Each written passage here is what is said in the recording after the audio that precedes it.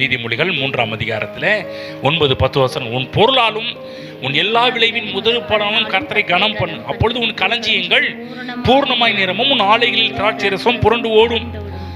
அதாவது பிரமாணம் என்று சொன்னாலே அது எல்லாருக்கும் பழிக்கக்கூடியது. அதாவது இந்த பிரமாணம் சின்னவங்க பெரியவங்க அப்படி பார்க்கறது கிடையாது. எல்லாருக்கும் இந்த பிரமாணம் வேலை செய்ய அப்போ நல்லா புரிஞ்சுக்கணும். அதாவது எனக்கு ஒன்றும் தெரியல அப்படின்னு நம்ம சொல்லிட முடியாது. இது எனக்கு ஒன்றும் புரியல அப்படின்னு நம்ம சொல்லிட முடியாது. அப்போ என்னன்னா, இந்த பிரமாணத்தை மதிச்சா அந்த பிரமாணம் உங்களை வாழ வைக்கும். பிரமாணத்தை கனம் பண்ணனா அந்த பிரமாணம் நமக்கு கனம் பண்ண ஆரம்பிக்கும். அப்படி நம்ம செய்யலைன்னா எல்லாமே தலைகளாக தான் மாற ஆரம்பிச்சிடும். அப்படி செய்யலைன்னா எல்லாமே வேற மாதிரி தான் போக ஆரம்பிச்சிடும். இந்த உலகத்தில் பெருகின ஆட்கள் எல்லாமே, அதாவது எல்லாரோடையும் இவங்க அதிகமாக கண்ணீர் சிந்தினாங்கன்னு கிடையாது. சிலர் சொல்லுவாங்க இல்லையா, இவங்க ரொம்ப கண்ணீர் வடிச்சாங்க அதனால தான் அவங்க நல்லா இருக்கிறாங்க. அப்படி கிடையாது. ரொம்ப கண்ணீர் வடிச்சாங்க அதனால கிடையாது.